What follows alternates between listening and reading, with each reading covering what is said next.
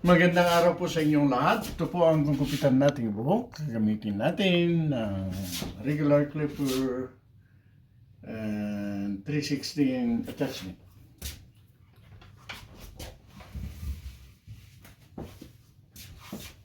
Yeah, basta nasabay ako anytime. Pag tulog, gisingin. Kasi pag natapos, pwede na naman babalik sa tulog. Yan ang gandaan dito eh. Pag wala kang tulog ka na lang. Sabi nga nila, yan nga naman ang mainam dyan dito sa bahay. Yeah. Yeah, kasi kung sa labas ako, ay medyo mahirap. Yeah. Yeah. Yung maganda ako sa bahay mo kasi kung pupunta sila, gusita ko, ayaw na din. Yeah. So,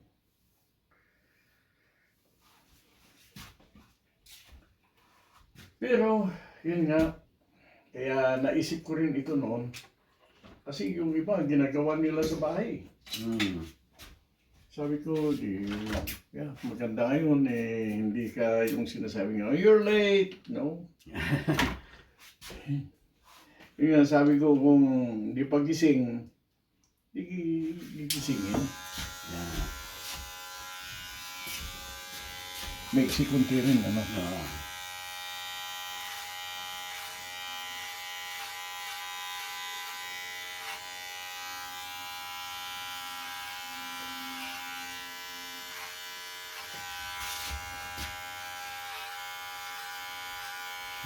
Diyan sa may Bragao, may nanggugupit din Pilipino din.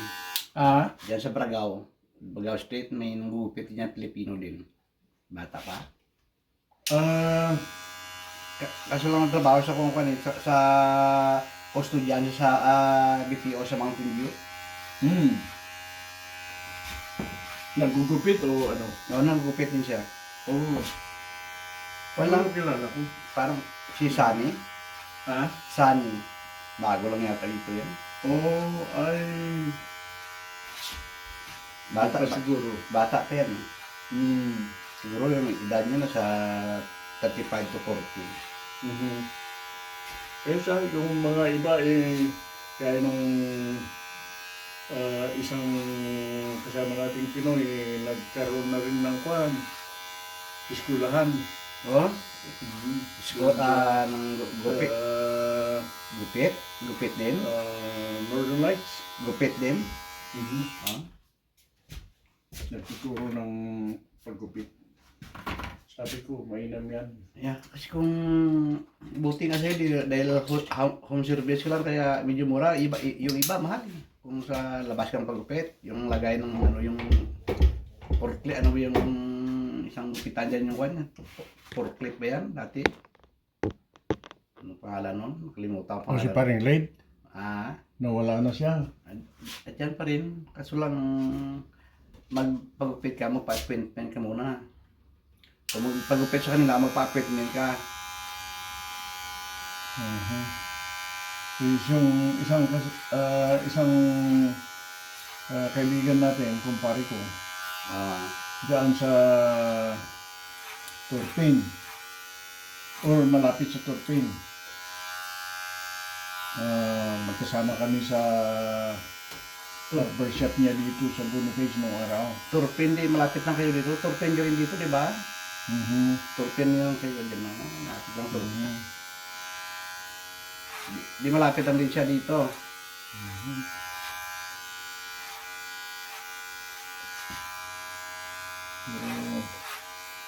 Wala na. Nag-give up. Bakit? Tinamaan. Tinamaan ng sakit? Ng sakit. Yeah. Kaya, edad na rin yung kumanaw. Namatay na. Yeah. Ikaw ilang taong na namatay? Ikaw ilang taong na ba? 74 yata siya. 73 73 ako ngayon. Sabagay, 74 bata pa naman yan.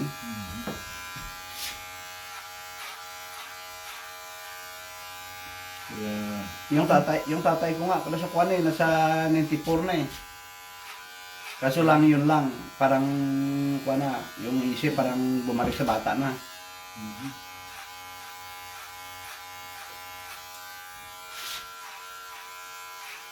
Sabi naman ng iba, hindi sa dami ng taon ang maganda.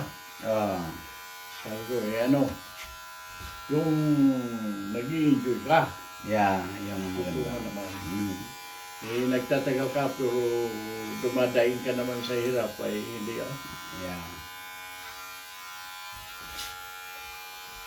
maganda nga naman yung sa habang buhay masaya. Yeah. Okay lang. Mahirap naman na mahaba nga yung buhay mo, Mm. dumadaing ka naman. Tama. May mga ganun. Yeah. Marami kong taong naghirap ko yun. Yung ibang may mga sakit, yung gano'n. Yeah. Pero Ganun talaga sa mo. konting panahon na pamumuhay ko, awa ng Diyos, hindi pa ako umiyak. Ay, yun, maganda. Yeah.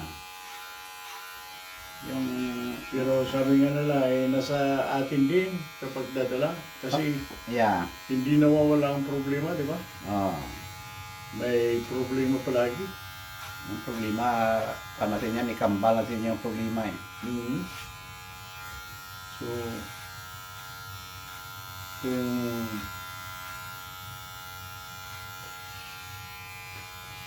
habang nabubuhay ka masaya ka na naman. Ayos lang. Oh. Kahit sandali lang Kasi, Basta, pag mahaba nga masyado yung buhay mo, abot ka lang tag Hmm. 90, tapos dumadaing ka naman sa kwan, wala na rin dahil wala ka na rin malaala. Kahit na anak mo minsan, di mo na kilala. Yun, mahirap no? Yeah. Kaya yung tatay namin, biglaan yung sabi ko nga, ang lakas pa biglaan lang nawala yung kwan. Yun, Kahit na pira nga, hindi nakakilala ng pira eh. Pinapadala mo yung pira, papel yung sabi yung tawag niya. Sabi ko. yun ang masakit kong minsan sa lalong-lalo sa barangay na ang ugali sabi nga, sa hirap at ginhawa, sama-sama tayo. Hmm. Yung iba naman kayo lang, hindi ako sali. Yeah.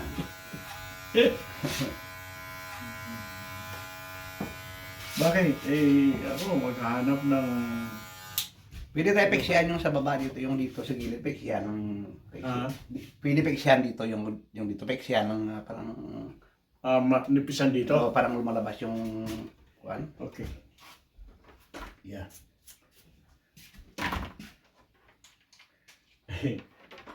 Kaya sabi ko,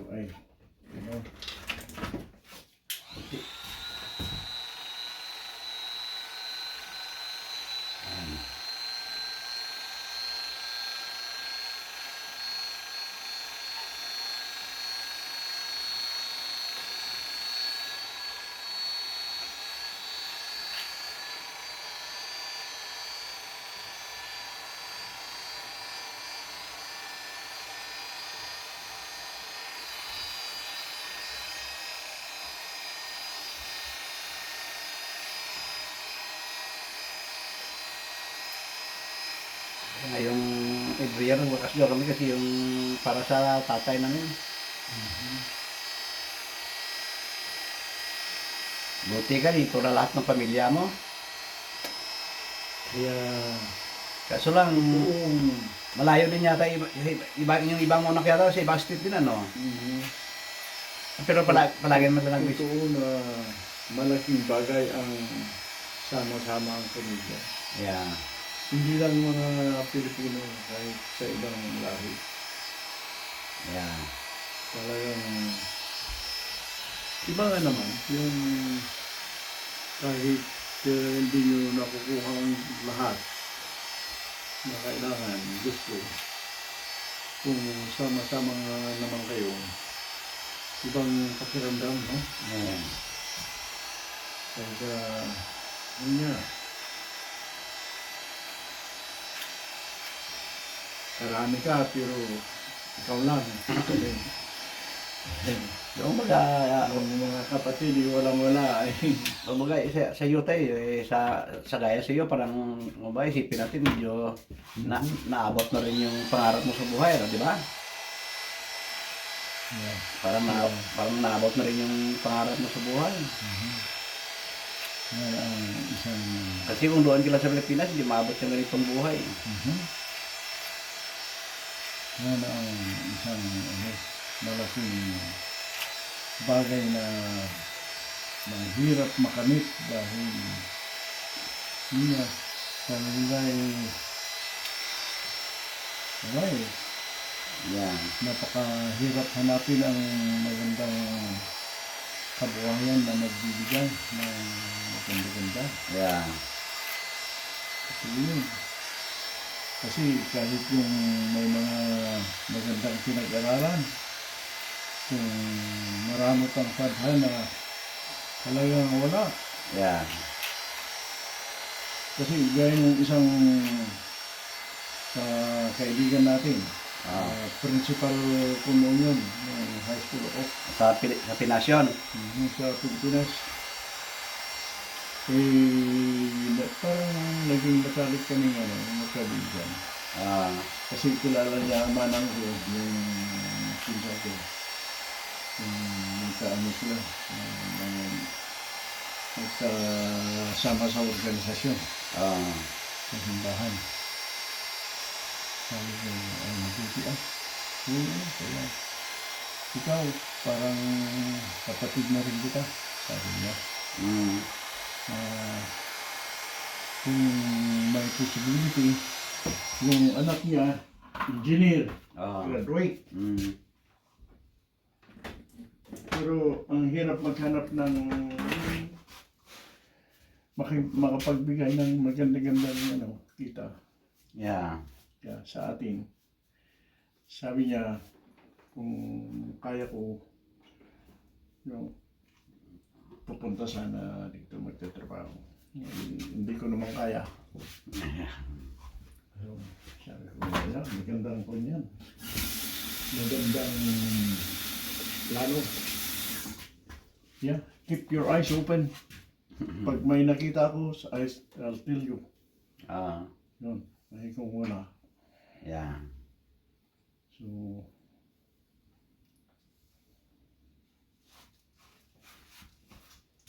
minsan, dumarating na naman. Ayan. Gaya ng mga nung araw, mga nurses, Yeah. ang hinahanap ng Amerika. Ngayon, hinahanap ng Alaska, mga guro, teachers. Yeah. Kasi yung kailangan yung mga teacher sa mga village, kailangan talaga yung mga teacher eh. Kaya ang galing din. Yeah. Napakaraming mga kapatid natin napunta rito para magturo. Pero karamihan sa village sila eh. Kaya sabi ko, ayos At least nakakatulong din yun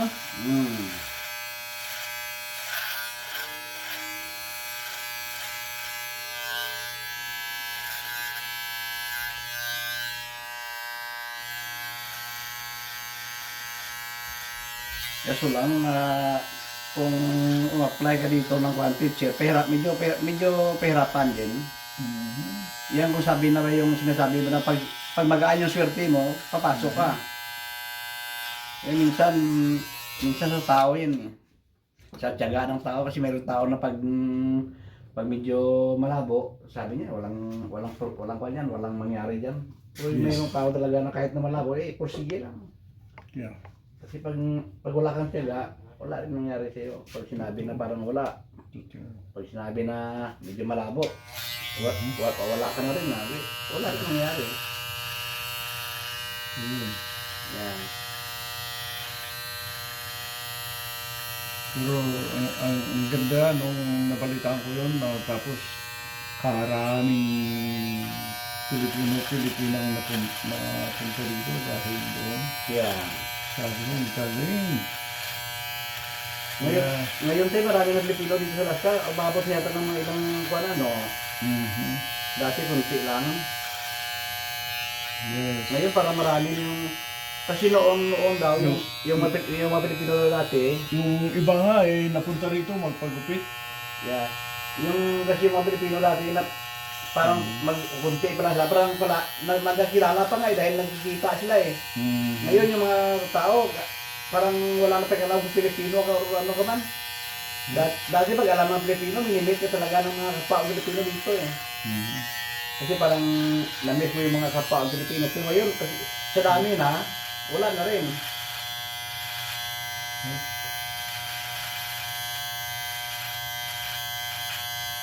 Kaya maswerte mga kapatid natin mga yun at napagbigyan dito sa maganda-gandang kita. Yeah. Hindi sabi nila maganda rin doon pero iba ang kita rito. Yeah. So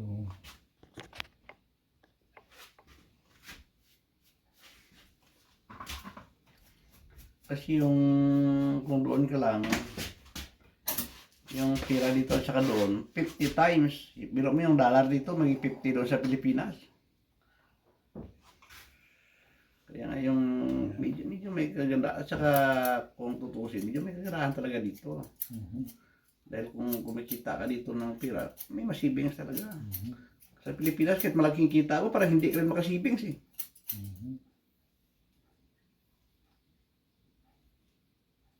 yeah.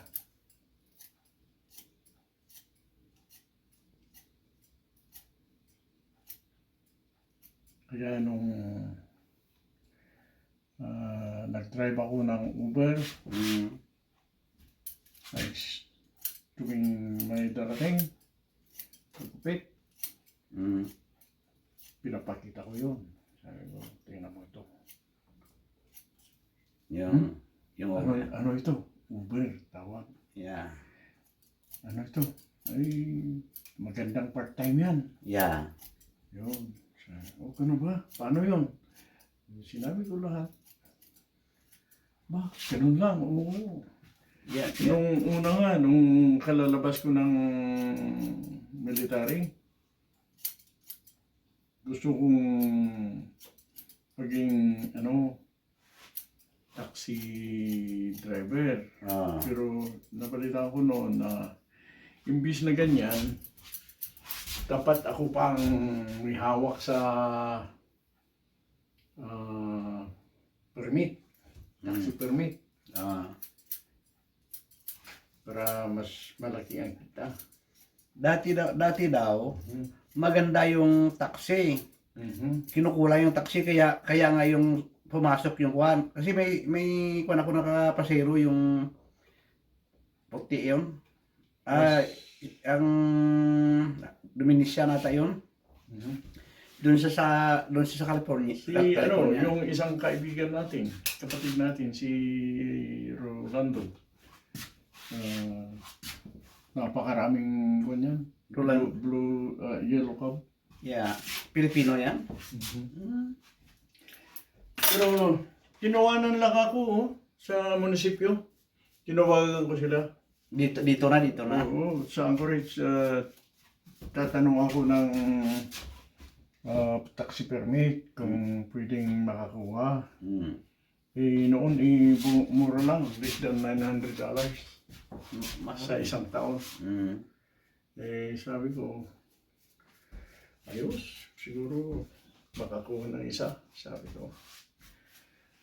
Sabi niya, oh no, lahat na ibigay na. Gusto mo, tanong-tanong ka sa mga taxi. Minsan, yung mga owner, may nagtitinda. But I warn you, sabi niya, mahal yun. Nagtitinda na franchise? Yeah. Ginagawang business. Sabi ko, bakit? Oo, kasi tinitinda ang isa 40,000. Wow! Ba? Patay na. Less than 900 ang bigay ninyo? Bakit ganun? Tapos- Tawa-tawa siya. Tapos bibili ka ng 4,000, anong 40,000? Oo, bakit napakamahal naman? Tawa-tawa siya. Kaya sabi ko, sama-sama sila, munisipyo at Yeah. mga taxi owner. Sabi ko, nako, I will never think Yeah. na magiging taxi driver ako, sabi ko. Paano Hindi, ayaw kong sasali niyan. Paano ka nga na sasali ka nga dahil makita ka ng pera tapos ikaw pa pagkipira, di rin mga 40,000, ang laking pera niyan. Ilang taon mo hanapin niya sa taxi? Sa akin yun, kalukuhan yun. Yeah. So, sabi ko, sa isipan ko, huwag na. Mamimaya sa Facebook, nakita ko. Sabi nila, kung gusto mong kumita ng 600 or 6,000 a month, Yeah. Totoo naman. sali ka ng Uber. Sabi, tinawagan ko, totoo. Well, 6,000 is, a lot of hours. Yeah. If you are willing, sabi. Full time ka dyan. Yeah. But yeah, it's possible that's why we're using it. But 2,000 or more, easy. Yeah. Yeah. Sabi ko, wow. That's good. So, what do you need from me? Yun. Sabi nila, kailangan sasakyan mo good condition, Yeah. 10 years or 10 years old yung younger. Yeah. yan ang tinatanggap na 10 years old. Newer, yeah. And then we ask you to take it for safety inspection. That's it.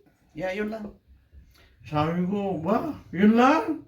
Yeah. Nung kumikita na ako, sabi ko, yan dapat napunta niyan sa taxi driver. Pero napunta sa akin. Yeah. Wala pang 40,000 na puhunan. Wala. Sa akin niya po, pumasok ko ng Uber, wala akong puhunan. Sasakyan lang. Sasakyan lang yun lang sasakyan. Pagpasok ng Uber, nag-apply lang ako ng apps. Hinanapan ako ng driver's license. Tapos paghanap ng driver's license, sabi, 1 year to 1 year to kung yung nakakuha siya ng license dito sa US. Qualified ako. Ngayon, qualified din yung sasakyan ko. Sabi niya, fix. Ngayon daw, ang dami na yun ninyo. O, dami na namin. Noon ilan lang kami, Pilipino. May kasama kaming estudyante, Yeah. 2 sa UEA. Pero, ilang taon ba yung estudyante? Kasi pina-apply ko yung anak ko, under 25, hindi nila tinanggap. Yung tinatanggap nila ngayon, 25 and above. Hindi sila tumatanggap ng bata. Kasi yung anak ko man sa 23 pa lang, pina-apply ko. Noon, estudyante, 2. Yeah. Kaya saya-saya nung estudyante, sabi, Yeah. I don't need to beg my parents anymore. Yeah. You beg them? Sometimes. Yeah. Ngayon, And sabi, it doesn't even nakaka-istorbo sa eskwela niya. Kasi I can work anytime. yeah. Yun. Wala pa yung, you're late. Yeah. Yun nga. Yeah, wala. You can work anytime. You're doing your own hour. Kaya nga yung anak ko pina-apply ko kaso lang ang Sayang ay dapat di-encourage them. hinahanap nila kasi yung kwan yung 25 and above. Totoo nga naman. 25, graduate ka na eh. Oh, totoo naman kasi sabi ko, alam mo kasi yung mga bata, iba kasi yung mga bata. Mainit yung ulo ng mga bata pag naghabulan sa highway. Kaya yun siguro yung ayawan ng mga Uber kasi sabi nila, kung bata, mainitin yung ulo niyan. Yeah.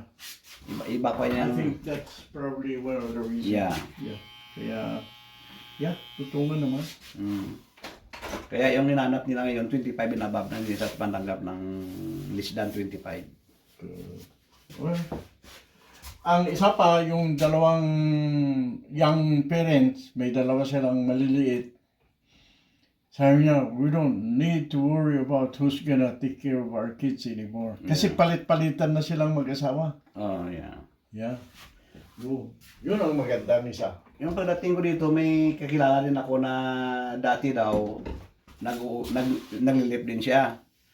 Biro mo yung sandali lang, sabi niya ilang oras lang sa labas, sabi niya maka 500 ka, uwi ka na.